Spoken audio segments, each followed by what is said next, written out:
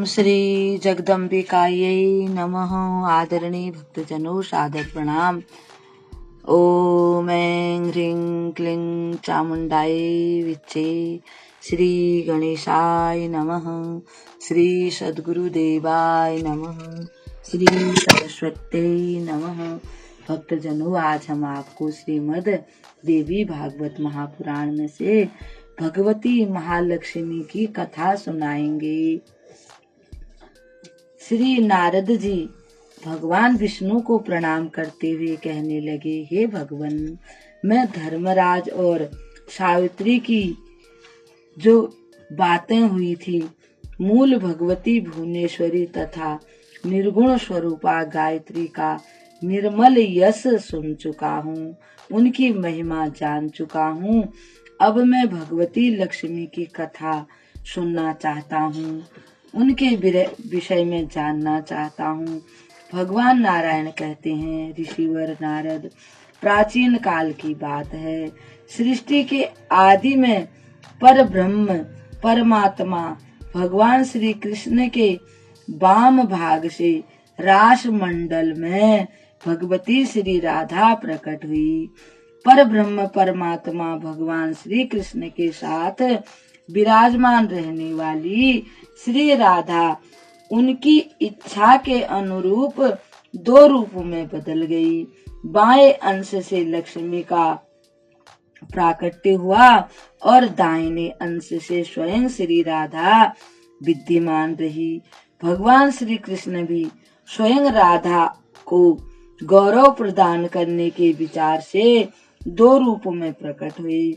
अपने बाएं अंश से वे चतुर्भुज विष्णु के रूप में प्रकट हुए और अपने दाएं अंश से वे दो भुजा वाले श्री कृष्ण भगवान बने रहे।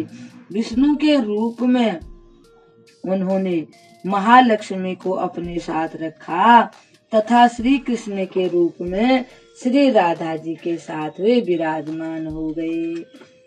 चतुर्भुज भगवान श्री विष्णु भगवती लक्ष्मी सहित वैकुंठ को चले गए। ये भगवान विष्णु और भगवान श्री कृष्ण दोनों समस्त अंशों में एक समान ही हैं।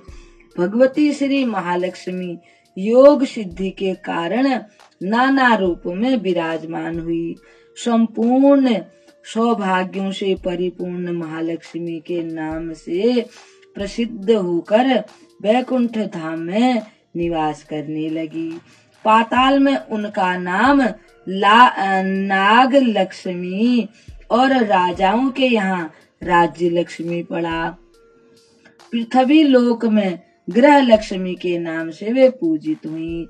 हे मुनि नारद, सबसे पहले भगवान नारायण ने वैकुंठ धाम में इन महालक्ष्मी की पूजा की। ये समस्त ऐश्वर्यों की अधिष्ठात्री देवी हैं, यानी कि जितने भी ऐश्वर्य इस संसार में उपलब्ध हैं उनमें सर्वोच्च यही हैं। इन्हीं की पूजा की जाती है। इन्हें समस्त संपत्तियों का साक्षात विग्रह कहा जाता है। नारद जी ने पूछा, भगवान श्री महालक्ष्मी भगवान नारायण की प्रिया होकर हमेशा वैकुंठ में विराजती हैं। पूर्व काल में भगवान नारायण की बात सत्य करने के लिए इन देवी ने पृथ्वी पर आकर समुद्र की कन्या होने का प्रस्ताव मान लिया था। ये समुद्र की कन्या कैसे बनी, मुझे यह प्रसंग बताने की कृपा करें। भगवान नारायण ने कहा, नारद, बहुत पहले समय की बात है। दुर्वासा ऋषि के श्राप से भगवती इंद्र के पास से चली गई। लक्ष्मी देवी स्वर्ग का त्याग करके दुखी मन से वैकुंठ को चली गई। नारद, वे वहां गई और महालक्ष्मी ने अपने रूप का संवरण कर लिया। उस समय देवताओं के शोक की कोई सीमा न रही। वे परम दुखी होकर वैकुंठ में पधारे। वहां भगवान नारायण विराजमान थे। पुराण पुरुष भगवान श्री हरि की आज्ञा से वे सर्व संपत्ति स्वरूपा अपनी कला से समुद्र की कन्या हो गई थी। महालक्ष्मी देवताओं और दैत्यों ने मिलकर क्षीर सागर का मंथन किया। उससे महालक्ष्मी प्रकट हुई। उस अवसर पर उन प्रसन्न बदना देवी ने देवताओं को वर दिया और क्षीर सागर में शयन करने वाले भगवान विष्णु को वरमाला पहनाकर उन्हीं के पास चली गई। नारद ने पूछा, ब्रह्मनिष्ठ और तत्वज्ञ मुनिवर दुर्वासा ने कब, क्यों और किस अपराध के कारण इंद्र को शाप दे दिया था? भगवान नारायण ने बताया, प्राचीन समय की बात है। मुनिवर दुर्वासा वैकुंठ से कैलाश के शिखर पर जा रहे थे। इंद्र ने उन्हें देखा। मुनि का शरीर ब्रह्म तेज से प्रकाशित हो रहा था। वेदांग के पारगामी असंख्य शिष्य उनके साथ थे। उन्हें देखकर इंद्र ने उन्हें मस्तक झुकाकर प्रणाम किया। मुनिवर दुर्वासा ने इंद्र को शुभ आशीर्वाद दिया। इसके साथ साथ भगवान विष्णु द्वारा प्राप्त मनोहर पारिजात पुष्प भी इंद्र को समर्पित किया। यानी पारिजात पुष्प एक सुंदर सा इंद्र को दिया जो भगवान विष्णु ने उन्हें दिया था। राजश्री के गर्भ से गर्भित इंद्र ने जरा, मृत्यु एवं शोक का विनाश करने वाले तथा मोक्षदायी उस पुष्प को लेकर अपने ऐरावत हाथी के मस्तक पर रख दिया। इंद्र ने इस दिव्य पुष्प का परित्याग कर तिरस्कार किया था। यह जानकर दुर्वासा जी ने यह देख लिया। यह जानकर मुनि दुर्वासा के क्रोध की सीमा न रही। उन्होंने क्रोध में भरकर इंद्र को शाप देते हुए कहा, अरे राजश्री के अभिमान में मदमस्त होकर मेरा अपमान कर रहे हो। तुम्हें मैंने जो पारिजात पुष्प दिया था, गर्व के कारण तुमने स्वयं उसको अपने पास न रखकर हाथी के मस्तक पर क्यों रख दिया? इस अपराध के फल स्वरूप लक्ष्मी तुम्हें छोड़कर भगवान श्री हरि के पास चली जाएंगी। मुनिवर दुर्वासा के ऐसे वचन सुनकर देवराज इंद्र ने ऋषि दुर्वासा के पैर पकड़ लिए। भय के कारण इंद्र का मन घबराने लगा। शोकाकुल होकर उच्च स्वर में विलाप करते हुए इंद्र मुनि से बोले, हे प्रभु, आपने मुझे माया नाशक यह श्राप देकर बहुत ही उचित कार्य किया है। अब मैं खोई हुई संपत्ति की याचना नहीं कर रहा हूँ। आप मुझे कुछ ज्ञान का उपदेश करने की कृपा करें। दुर्वासा मुनि, देवराज, शोक, जरा, मृत्यु, जन्म, संपत्ति और राग के बीज का उत्तम अंकुर है। ये सभी राग उत्पन्न करते हैं। इसके प्रभाव से अंधा हुआ मनुष्य मुक्ति के मार्ग को देख नहीं सकता। सत्संग संसार रूपी सागर को पार करने के लिए उत्तम साधन है तथा तत्व को प्रकाशित करने के लिए प्रज्वलित दीप है, यानी जले हुए दीप के समान है। प्राणी को मुक्ति मार्ग तभी उपलब्ध होता है जब अनेक जन्मों के पुण्य एवं तपस्या और उपवास सहायक होते हैं। यह मार्ग निर्विघ्न और परम सुखद है। मुनिवर दुर्वासा का यह वचन सुनकर देवराज इंद्र को अब वैराग्य प्राप्त हो गया। मुनि के स्थान से चलकर देवराज अपने भवन में पहुँचे। उन्होंने देखा कि उनकी अमरावती पुरी दैत्यों से भरी हुई है। यह देखकर देवराज इंद्र देवताओं के गुरु बृहस्पति के पास गए। उन्होंने गुरु के चरणों में अपना मस्तक झुकाया और जोर जोर से रोने लगे। इसके बाद दुर्वासा ऋषि के द्वारा दिए गए श्राप के बारे में उन्हें बताया। बृहस्पति जी बोले, देवराज, नीतिज्ञ व्यक्ति विपत्ति पड़ने पर कभी भी घबराते नहीं हैं। इसका अब एक ही उपाय है। जिनकी आज्ञा से इस संसार की उत्पत्ति हुई है, उन भगवान नारायण की उपासना करो। विपत्ति के अवसर पर उन भगवान श्री कृष्ण का जो स्मरण करता है, उसके लिए उस विपत्ति में भी संपत्ति यानी कि विपत्ति भी सम्मति की भावना पैदा हो जाती है, यानी अच्छी उसको सुख प्राप्त होता है। भगवान नारायण कहते हैं, नारद, इंद्र ने भगवान श्री हरि का ध्यान करके बृहस्पति को आगे करके संपूर्ण देवताओं के साथ ब्रह्मा की सभा के लिए चल पड़े। देवगुरु बृहस्पति जी ने ब्रह्मा जी को सारा वृत्तांत बताया।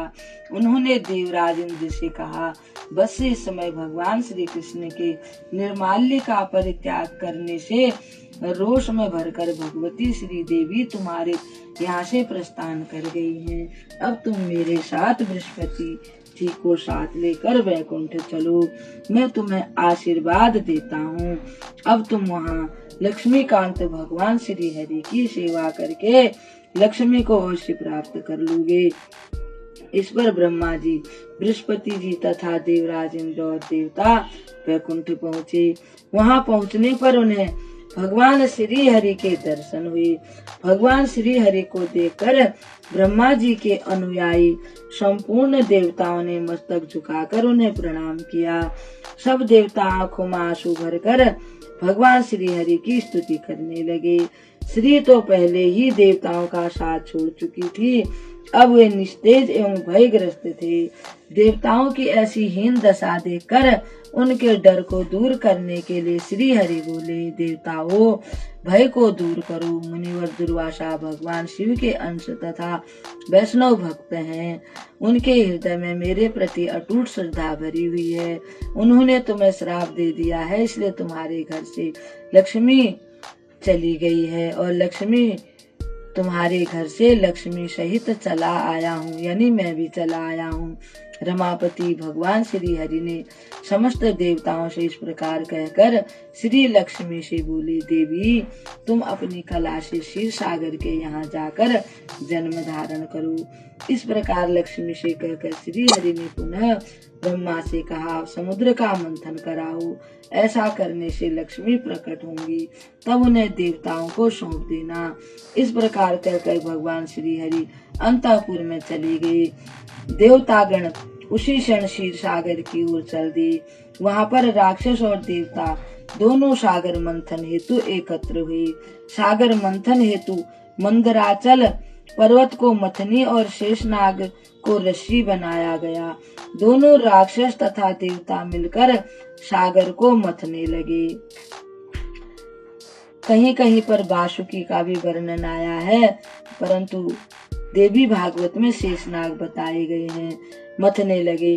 सागर मंथन में धन्वंतरी, वैद्य, ऐरावत हाथी, लक्ष्मी, उच्च श्रवा घोड़ा, अमृत, विविध रत्न, सुदर्शन चक्र और बनमाला आदि अमूल्य पदार्थ प्राप्त हुए। उस समय भगवान विष्णु में अपार श्रद्धा रखने वाली साध्वी लक्ष्मी ने श्री हरि के गले में वरमाला पहना दी। इसके बाद देवता ब्रह्मा और शंकर जी के पूजा एवं स्तवन करने पर उन्होंने देवताओं के मुखों पर केवल दृष्टि घुमाई। इतने करते ही देवता दुर्वासा ऋषि के श्राप से मुक्त हो गए और दैत्यों के हाथों में गए अपने राज्य को प्राप्त कर लिया। इस प्रकार महालक्ष्मी की कृपा से वर प्राप्त कर वे परम सुखी हो गए। नारद जी ने भगवान नारायण से कहा, प्रभु, मैं भगवान श्री हरि का मंगलमय गुणानुवर्णन, उत्तम ज्ञान तथा भगवती लक्ष्मी का अभीष्ट उपाख्यान सुन चुका हूँ। अब आप ध्यान और स्तोत्र का प्रसंग बताने की कृपा करें। भगवान नारायण ने कहा, नारद, प्राचीन काल की बात है। देवराज इंद्र ने क्षीर सागर के तट पर तीर्थ में स्नान किया, एक कलश स्थापित किया और 6 देवताओं गणेश, सूर्य, अग्नि, विष्णु, शिव और दुर्गा की पूजा की। इन देवताओं की गंध, पुष्प आदि वस्तुओं से भक्ति पूर्वक भली भांति पूजा करके इंद्र ने परम ऐश्वर्य स्वरूपिणी भगवती महालक्ष्मी का आह्वान किया। पूर्व काल में भगवान श्री हरि ने ब्रह्मा जी को जो ध्यान बतलाया था, उसी शाम वेदोक्त ध्यान से इंद्र ने भगवती का चिंतन किया। वह शाम वेदोक्त ध्यान तुम्हें बताता हूँ। परम पूजनी भगवती महालक्ष्मी सहस्त्र दल वाले कमल की कर्णिकाओं पर विराजमान हैं। इनकी उत्तम कांति शरद पूर्णिमा के करोड़ों चंद्रमाओं की शोभा को हरण कर लेती है। ये यहाँ पर स्वयं अपने तेज से प्रकाशित हो रही हैं। इन परम मनोहर देवी का दर्शन पाकर हृदय आनंद से खिल उठता है। ये मूर्तिवती होकर संतप्त सुवर्ण की शोभा को ग्रहण किए हुए हैं। रत्नमय भूषण इनकी छवि को बढ़ा रहे हैं। इन्होंने पीतांबर पहन रखा है। इन प्रसन्न बदन वाली भगवती महालक्ष्मी के मुख पर मुस्कान छा रही है। ये हमेशा युवावस्था से संपन्न रहती हैं। इनकी कृपा से संपूर्ण संपत्तियां सुलभ हो जाती हैं। ऐसी भगवती महालक्ष्मी एवं कल्याण स्वरूपिणी देवी की मैं उपासना करता हूँ। हे नारद, इस प्रकार ध्यान करके ब्रह्मा जी की आज्ञा अनुसार 16 तरह के उपचारों से देवराज इंद्र ने असंख्य गुणों वाली भगवती की पूजा की।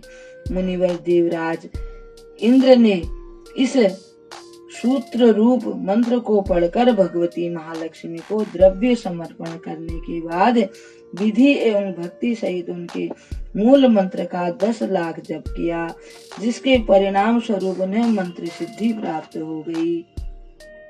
मंत्र यह है ओम श्री क्लीं ऐं कमलवासिनी स्वाहा। मंत्र इस प्रकार है भक्तजनों, ओम श्री क्लीं ऐं कमलवासिनी स्वाहा। कुबेर ने इसी मंत्र से भगवती महालक्ष्मी की आराधना करके परम ऐश्वर्य प्राप्त किया। इसी मंत्र के प्रभाव से दक्ष सावर्णी मनु को राजाधिराज की पदवी मिली। त्रिव्रत उत्तानपा तथा राजा केदार को राजेंद्र कहलाने का गौरव इसी मंत्र द्वारा प्राप्त हुआ। इसी मंत्र के प्रभाव से मंगल 7 द्वीपों के राजा हुए। इस मंत्र के सिद्ध हो जाने पर भगवती महालक्ष्मी ने इंद्र को दर्शन दिए। उस समय इंद्र के सर्वांग में पुलकावली यानी बड़े प्रसन्न हुए थे। उनके नेत्रों में आनंद के आंसू भर गए और उनकी अंजलि बंध गई। ब्रह्मा जी की कृपा से समस्त अभिष्ट प्रदान करने वाला वैदिक स्तोत्र राज उन्हें स्मरण था। इसी को पढ़कर उन्होंने स्तुति आरंभ की। इससे भगवती प्रसन्न हो गई। उन्होंने देवताओं को वर दिया और श्री कृष्ण को मनोहर पुष्पों की माला समर्पण की। सभी देवता अपने अपने स्थानों को चले गए। स्वयं भगवती महालक्ष्मी शीर्षाई भगवान श्री हरि के स्थान पर प्रसन्नता के साथ पधार गई। लक्ष्मी स्तोत्र महान पवित्र है। इसका त्रिकाल पाठ करने वाला व्यक्ति कुबेर के समान राजाधिराज बन सकता है। 5 लाख जप करने पर मनुष्यों के लिए इस स्तोत्र का कोई निरंतर 1 माह तक पाठ करे तो वह महान सुखी एवं राजेंद्र हो जाएगा। इसमें कोई संशय नहीं है। अब भक्तजनों, इस महालक्ष्मी की कथा को हम यहीं पर विराम देते हैं। कल एक और कथा के साथ आपके सामने उपस्थित होंगे। तब तक के लिए हम आपको प्रणाम करते हैं। ओम श्री जगदम्बिकायै नमः।